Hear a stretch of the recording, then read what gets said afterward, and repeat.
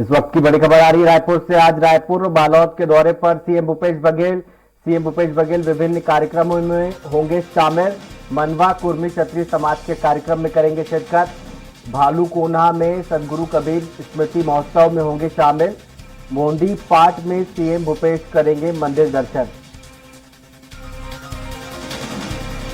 इस खबर पर हमारे साथ एक बार फिर से जुड़ गए दिलीप साहू। दिलीप, क्या कार्यक्रम रहने वाला है आज सीएम का, विस्तार से बताइए।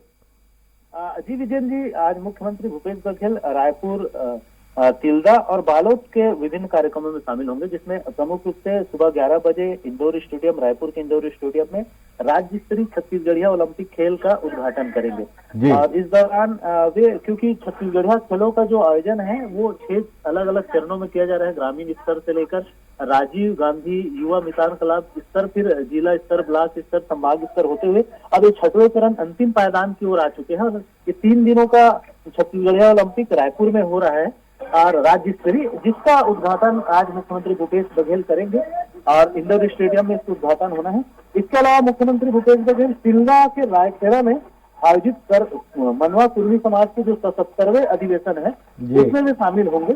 और लगातार मुख्यमंत्री भूपेश बघेल विभिन्न सामाजिक संगठनों के, समाजों के जो कार्यक्रम है, उनके सम्मेलन है, उसमें शामिल होते रहे। कल जिस तरह से उन्होंने कुम्भकार समाज के राष्ट्रीय अधिवेशन में शामिल हुए थे, इसी तरह प्रदेश साहू संघ के जो कार्यक्रम था राजीव में, कर्म जयंती समारोह, उसमें शामिल शिरकत किए थे। इसी तरह अलग अलग समाजों के जो कार्यक्रम है उसमें मुख्यमंत्री भूपेश बघेल शामिल होते रहे हैं। इसी कड़ी में बालोद में दोपहर को बालोद जिले के भालूकोना गांव में आयोजित सदगुरु कबीर स्मृति महोत्सव में भी वे शामिल होंगे। और क्योंकि कबीर के मानने वालों की, कबीर पंथियों की तादाद भी काफी संख्या में है छत्तीसगढ़ में, तो खासकर बालोद जिले में जो आयोजन है उसमें भी मुख्यमंत्री शिरकत करेंगे। इसके अलावा वहीं मोदी पाट में मंदिर का भी दर्शन करने जाएंगे। इसके बाद फिर शाम करीब 4 बजे के आसपास वे भिलाई मुख्यमंत्री निवास में लौट आएंगे। जी, जिस तरीके से कल साहू समाज के कार्यक्रम में शामिल हुए थे सीएम और आज जो है कुर्मी क्षत्रिय समाज का कार्यक्रम होना है, तो क्या माना जाए कि 2023 के विधानसभा चुनाव के लिए कांग्रेस ने जो जातियां हैं, जो समाज है, उनको साधना शुरू कर दिया है?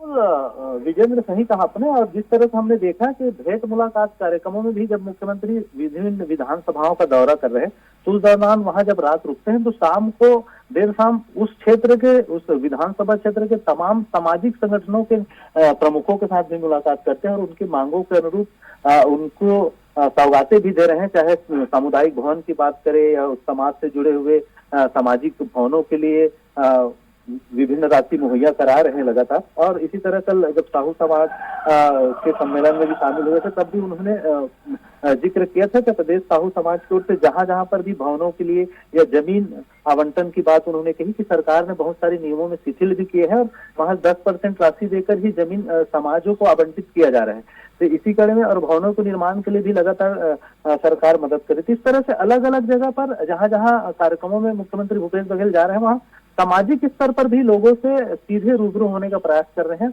और कहीं न कहीं इसको चुनावी समीकरण से भी जोड़कर देखा जा सकता है विजन। जिस तरह से समाजों का एक विशेष महत्व रहता है चुनाव के दरमियान, देखने में मिलता है कि जातिगत समीकरण बड़ा काम करता है। और खास करके प्रदेश की बात करें तो प्रदेश में साहू समाज और कुर्मी समाज की बोलता है, ओबीसी जो वर्ग है उसमें दोनों समाजों की जनसंख्या लगभग 80% के आसपास है। तो कुल मिलाकर बड़े समाज है ये और इसको साधना बहुत जरूरी है। इसलिए मुख्यमंत्री इन तमाम मौकों को कभी भी नहीं छोड़ते। जब भी इनका जो भी कार्यक्रम में आयोजन के लिए उनको आमंत्रित किया जाता है तो बिल्कुल वे उन आयोजनों में शरीक होते हैं। जी, बहुत बहुत आप बने रहिए हमारे साथ। बुलेटिन में आगे भी आपसे अपडेट लेंगे। आपको बता दें सीएम का जो कार्यक्रम है उसे विस्तार से बताया हमारे संवाददाता दिलीप साहू ने।